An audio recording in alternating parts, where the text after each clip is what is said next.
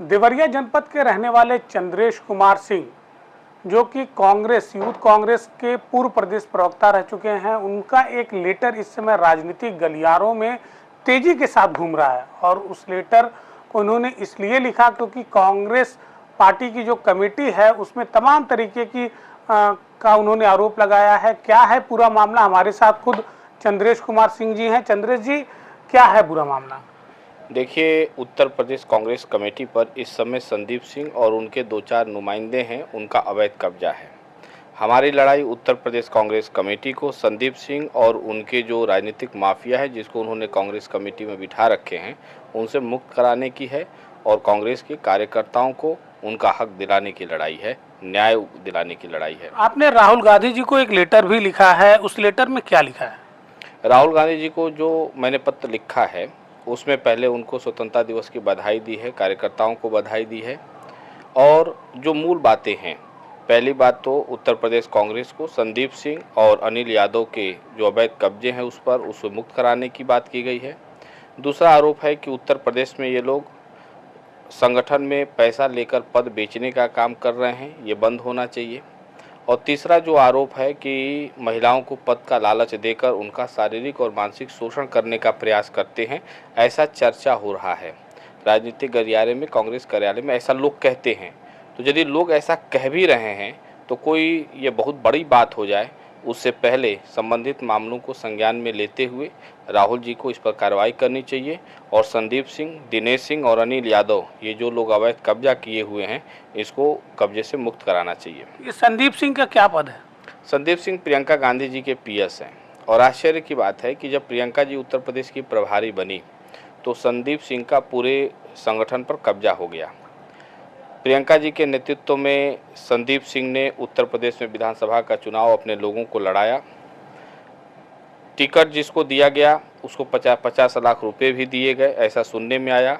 और फिर पैसा 20 लाख 30 लाख रुपया वापस भी इन लोगों ने ले लिया। पैसा कहाँ आया कहाँ गया किसी को पता नहीं चला। उसमें अनिल यादव जो इस समय वर्तमान संगठन महासचिव है, जिनके ऊपर मैंने आरोप लगाया है, उन्होंने भी चुनाव लड़ा, 2000 वोट पाए और 2000 वोट पाने के बाद प्रदेश सचिव से प्रदेश महासचिव हो गए। प्रदेश अध्यक्ष को पद से हटा दिया गया। लेकिन वास्तव में जो लोग चुनाव लड़ रहे थे और लड़ा रहे थे वो दिनेश सिंह, अनिल यादव और संदीप सिंह थे। लेकिन इन लोगों को पद से क्यों नहीं हटाया गया? और आज जब प्रियंका जी उत्तर प्रदेश की प्रभारी नहीं है, ऐसे में संदीप सिंह का संगठन पर अवैध कब्जा क्यों है? ये लोग इतने पावरफुल हैं कि प्रदेश अध्यक्ष को यहाँ कार्य करने नहीं देते, अपने इशारे पर नचाते हैं। और जो प्रदेश अध्यक्ष इनके इशारे पर नहीं नाचता उसको यूपी में रहने नहीं देते हैं। इन लोगों ने अजय लल्लू को हटवाया, ठीक है, अच्छी बात है, चुनाव के बाद वो चुनाव यूपी में हारा, प्रदेश अध्यक्ष को हटाया गया। लेकिन जो प्रभारी राष्ट्रीय सचिव थे उनका क्षेत्र बदल गया, उन्होंने इस्तीफा अपने पद से क्यों नहीं दिया? उन्होंने हार की जिम्मेदारी क्यों नहीं ली? इस बात का रिव्यू क्यों नहीं हुआ? कार्यकर्ताओं की मंशा को इसमें जानने का प्रयास क्यों नहीं किया गया? और उसके बाद लगातार इन लोगों का प्रमोशन हो रहा है। दिनेश सिंह प्रशासन प्रभारी थे, संगठन महासचिव, प्रशासन प्रभारी, दोनों पद अपने पास रखे। आज प्रदेश उपाध्यक्ष हो गए, लेकिन प्रशासन प्रभारी उन्हीं के पास रहेगा। दिनेश यादव, अनिल यादव जो है वो 2000 वोट विधानसभा में पाए और प्रदेश सचिव के बाद प्रदेश महासचिव संगठन हो गए। तो हारने वाले का प्रमोशन हो रहा है और काम करने वाले को नज़रअंदाज किया जा रहा है। कांग्रेस के अंदर कार्यकर्ताओं में एक आक्रोश है और उस आक्रोश की लड़ाई मैं लड़ रहा हूं, उनके हक और हुकूक की लड़ाई लड़ रहा हूं। अखिलेश सिंह भी आपके विधानसभा क्षेत्र से आते हैं, आपके जिले से आते हैं, काफ़ी सीनियर मोस्ट नेता हैं, तो क्या उनसे कभी इन सब बातों पर चर्चा हुई? देखिए, सारी बातें सब लोग जानते हैं, लेकिन कम लोग साहस कर पाते हैं कार्यकर्ताओं के हक की लड़ाई लड़ने की। जिसको अपने करियर का चिंता होगा, मुझे नहीं लगता कि वो कार्यकर्ताओं के हक की लड़ाई लड़ेगा। राहुल गांधी जी से मैं प्रेरित हूँ, उन्होंने कहा था डरो मत। तो अपराध और भ्रष्टाचार कहीं भी है उसके खिलाफ लड़ाई लड़ी जानी चाहिए। यदि अपने घर में गंदगी है और हैजा होगा तो उससे बीमार हम ही होंगे, और मैं उस हैजा से मरना नहीं चाहता। इसीलिए मैं खुद भी सुरक्षित रहना चाहता हूं और कांग्रेस के कार्यकर्ताओं के भविष्य को भी सुरक्षित रखना चाहता हूं। ये लड़ाई ईमान की है, ईमानदारी की है, सच्चाई की है।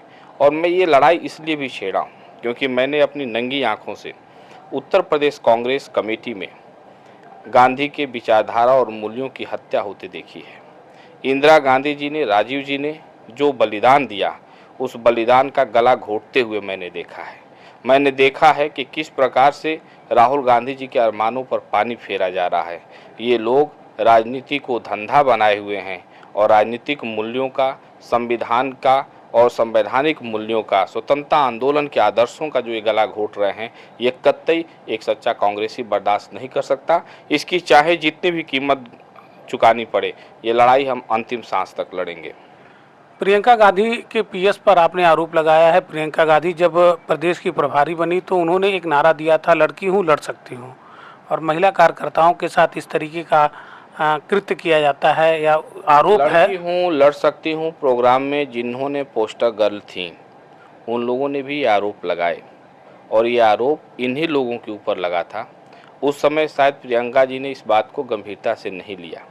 यदि गंभीरता से ली होती तो यह स्थिति देखने को नहीं मिलता।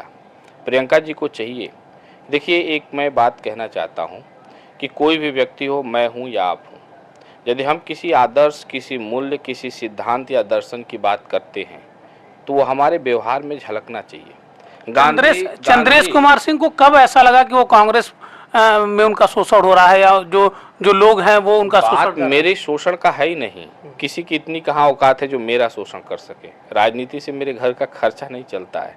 मैं कमाता हूँ, खाता हूँ और ईमानदारी से सरकार को टैक्स भी पे करता हूँ, तो मेरा ये रोजी रोटी नहीं है। लेकिन जो चीज़ें मैंने देखा कि किस प्रकार से पुराने कांग्रेसियों को जूता मारकर, लात मारकर, अपमानित करके कांग्रेस से बाहर कर दिया गया। कांग्रेस में एक खास विचारधारा के लोगों को प्रतिस्थापित कराया जा रहा है। एक उदाहरण मैं आपको दे रहा हूँ। संदीप सिंह इलाहाबाद यूनिवर्सिटी और जेएनयू से पढ़े हैं। दिनेश सिंह संगठन उपाध्यक्ष हैं इलाहाबाद यूनिवर्सिटी से। अनिल यादव संगठन महासचिव इलाहाबाद यूनिवर्सिटी से पढ़े हैं। मनोज यादव पिछड़ा वर्ग के अध्यक्ष Allahabad university. Minority chairman Shahnawaz Alam Allahabad university. ये जो 4-5 लोग हैं जो संदीप सिंह के क्लास फेलो रहे हैं, कुछ जूनियर रहे हैं, कुछ सीनियर रहे हैं, और सभी जो खास करके वामपंथी विचारधारा से जुड़े रहे हैं, उनको संगठन में जबरदस्ती पद देकर उस पद के योग्य नहीं है, डिजर्व नहीं करते। आप सोचिए, कोई व्यक्ति कांग्रेस से 50 लाख लेता है, विधानसभा चुनाव लड़ता है और विधानसभा में 2000 वोट पाता है, और 2000 वोट पाने वाले को प्रदेश सचिव से प्रदेश महासचिव संगठन आप बना देते हैं, और पूरा संगठन निष्क्रिय है। किसी को कोई दायित्व केवल पेपर पर है, कागज पर है, व्यवहार में कोई काम नहीं कर रहा है। ये 2-4-5 लोग हैं जो पूरे संगठन को चला रहे हैं। मनमानी टिकटों का क्रय विक्रय, पदों का क्रय विक्रय। इनका एक ही मंशा है कि कांग्रेस में नए लोगों को एंट्री नहीं होने देना है, पुराने लोगों को निकाल के बाहर कर देना है। खास तौर पे जो वामपंथी विचारधारा के लोग हैं उनको कांग्रेस में स्थापित करना है, और धीरे धीरे कांग्रेस को, जो वास्तविक कांग्रेस, वो खत्म करके बाहर से तो इंडियन नेशनल कांग्रेस दिखेगा, लेकिन अंदर से वो वामपंथी पार्टी होगी। ऐसा ये मुहिम चला रहे हैं। आपका जो पत्र है अब वो राजनीतिक गलियारों में सरगर्मी पैदा कर दिया है। भाजपा के वरिष्ठ नेताओं में शुमार है संदीप पात्रा का, बड़े प्रवक्ता भी हैं। उन्होंने आपके लेटर को ट्वीट करके तमाम तरीके के आरोप लगाए हैं। कितना इसको देखिए, आग लगेगी तो धुआं उठेगा। हवा किधर बहेगी, किधर जाएगा, इधर बहेगा उधर जाएगा। उसमें जिसको आग में हाथ सेकना है वो हाथ सेकता है, जिसके आंख में धुआं लगती है वो अपना दिशा बदलता है। तो मैं इस पर कोई टिप्पणी नहीं करना चाहता हूं। संबित पात्रा का ये निजी मामला हो सकता है, उन्होंने पेपर को, लेटर को वायरल किया है ना। उसमें मैं उस मामले को नहीं जानता था। आज सुबह मुझे सूचना मिली है कि कल रात में संबित पात्रा ने उस लेटर को वायरल किया है।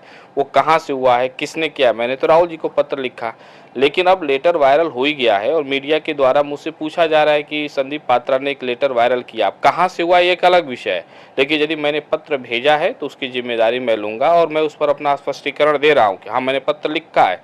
और पत्र यदि, देखिए राजनीति में तो खुले पत्र भी लिखे जाते हैं, खुले पत्र लिखने की भी परंपरा रही है। जब लोग गोपनीय पत्र नहीं सुनते हैं तो खुला पत्र लिखा जाता है। तो पत्र किसने वायरल किया, पत्र ये महत्वपूर्ण नहीं है। महत्वपूर्ण है कि पत्र में क्या लिखा गया है, किसके ऊपर आरोप है, इसकी जांच होनी चाहिए, नहीं होनी चाहिए। आप बताइए, मैंने तमाम लोगों से बात कही, मीडिया में भी और अपने पार्टी के वरिष्ठ नेताओं से भी, कि गांधी जी ने जो सिद्धांत की बात की उसको उन्होंने व्यवहार में दिखाया, तब जनता को विश्वास हुआ। आज राहुल गांधी जी से प्रेरित होकर लाखों नौजवान कांग्रेस पार्टी में उम्मीद देख रहे हैं, कांग्रेस पार्टी से जुड़ना चाह रहे हैं, और जब वो पार्टी के अंदर जा रहे हैं और इस तरह का करप्शन पार्टी के अंदर देखेंगे, इस तरह का व्यभिचार देखेंगे, टिकटों का खरीद फरोख्त देखेंगे, उनका दिल टूटेगा, उनका विश्वास जो है वो टूटेगा। और मैं नहीं चाहता कि किसी कार्यकर्ता का विश्वास टूटे, इसलिए इस मामले को राहुल गांधी जी को स्वतः संज्ञान में लेते हुए एक सिंपल सी बात बताइए, जब प्रियंका गांधी जी उत्तर प्रदेश की प्रभारी नहीं है तो उनके पीएस की यहाँ दखलंदाजी क्यों है? और जब प्रदेश अध्यक्ष बदल दिए गए तो ये दो लोगों को क्यों नहीं हटाया गया, अनिल यादव को और दिनेश सिंह को? इनको भी पद से हटना चाहिए था, नहीं हटना चाहिए, प्रमोशन पा गए। तो ऐसा है कि जब ये सचिव थे तभी संगठन इनके पास था, महासचिव होंगे संगठन इन्हीं के पास होगा। दिनेश सिंह प्रशासन प्रभारी थे तभी प्रशासन, महासचिव हुए तभी प्रशासन प्रभारी, उपाध्यक्ष होंगे तो भी प्रशासन उनके ही हाथ में, ये कब्जा नहीं है। सोनिया जी ने तो प्रधानमंत्री पद का त्याग कर दिया था, दिनेश सिंह ये साहस क्यों नहीं कर पा रहे हैं कि प्रशासन प्रभारी का पद छोड़कर और महासचिव बनकर क्षेत्र में जाएं और क्षेत्र में जाकर जो है पार्टी को मजबूत करें? कांग्रेस के दफ्तर में बैठकर और गुटबाजी करना और कराना ये ठीक नहीं है। और ये लड़ाई कांग्रेस के कार्यकर्ताओं के हक और हुकूक की लड़ाई है, ये लड़ाई जारी रहेगी। और मैं ये भी कह दे रहा हूँ कि सबसे पहले तो पत्र के माध्यम से हमने अपनी बात कही है। दूसरा हमारा एजेंडा है, 1 महीने बाद यदि कार्रवाई नहीं होगी तो हम पीसीसी से लेकर एआईसीसी तक रथ यात्रा निकालकर चौराहे चौराहे पर जाकर अपनी बात कहेंगे। तब भी सुनवाई नहीं होगी तो 5000 कम से कम हर जिले के लोग हमारे संपर्क में हैं, पूर्व सांसद, पूर्व विधायक, पूर्व मंत्री, कांग्रेस के पुराने कार्यकर्ता, नए कार्यकर्ता, ऐसे हजारों हजार लोग हैं। हर जिले से करीब करीब 100-200 लोग आंदोलन करने के लिए तैयार हैं। 5000 लोगों के साथ उत्तर प्रदेश कांग्रेस कार्यालय पर मैं धरना दूंगा। ये लड़ाई तब तक जारी रहेगी जब तक संदीप सिंह, अनिल यादव, दिनेश सिंह के छत्र छाया से यूपी को हम मुक्त नहीं करा लेते। लगता है कि जो विधानसभा चुनाव अब नज़दीक है और इसका पूरा असर विधानसभा चुनाव पर भी देखने को मिलेगा? नहीं, देखिए, विधानसभा चुनाव यदि कांग्रेस ईमानदारी से लड़ेगी, कार्यकर्ताओं के बल पर लड़ेगी तो जीतेगी, दलालों के भरोसे लड़ेगी तो हारेगी। और ये दलाल जो है, दलाल टिकटों का क्रय विक्रय का, मैं बार बार ये बात कह रहा हूँ, इनका पूरा एजेंडा है कि उत्तर प्रदेश में 50-60-100 सीटें मिलेंगी कांग्रेस को गठबंधन में, 80 सीटें ये बेच खाएंगे और इससे गठबंधन को नुकसान होगा। मैं चाहता हूं इंडिया अलायंस की सरकार यूपी में बने, और यूपी में इंडिया अलायंस की सरकार तभी बनेगी जब अनिल यादव, दिनेश सिंह और मनोज यादव, ये शहनवाज आलम और ये संदीप सिंह के छत्र छाया से यूपी को मुक्त कराया जाए, इनके कब्जे से मुक्त कराया जाए। रिहाई मन से रिहाई चाहिए और कांग्रेस की भलाई चाहिए, ये हमारा एजेंडा है, हम इस पर काम कर रहे हैं। तो देखिए, स्पष्ट रूप से चंद्रेश कुमार सिंह ने कहा है कि रिहाई मन से रिहाई चाहिए, कांग्रेस की भलाई चाहिए। अब देखना होगा कि राहुल गांधी इस पत्र का कब संज्ञान लेते हैं और जिन पर आरोप लगा है उन पर किस तरीके की कार्रवाई होती है। फिलहाल कांग्रेसियों ने यह मन बना लिया है कि अगर कार्रवाई नहीं होती है तो बड़े पैमाने पर इसका विरोध करेंगे और खुद कांग्रेस मुख्यालय पर पहुंचकर वो धरना प्रदर्शन करेंगे। एनबी भारत के लिए गोरखपुर से निखिलेश प्रताप सिंह। दीदी ने फिर से मीठा बनाया है, अब क्या हुआ? प्रमोशन और बोनस दोनों मुझसे कुछ से। बोनस संभाल के रखना, प्रॉपर्टी में इन्वेस्ट करना। बेटा एफडी में इन्वेस्ट कर। इन्वेस्टमेंट कर दी, किस पे? खुद पे। अरे वाह बेटा, बेस्ट इन्वेस्टमेंट है ये, बेस्ट इन्वेस्टमेंट। Thank you. सच्चा प्यार सच में अनोखा होता है, कभी खुद से भी करके देखो। डायमंड कलेक्शन बाय एशप्रा, जश्न सच्चाई का।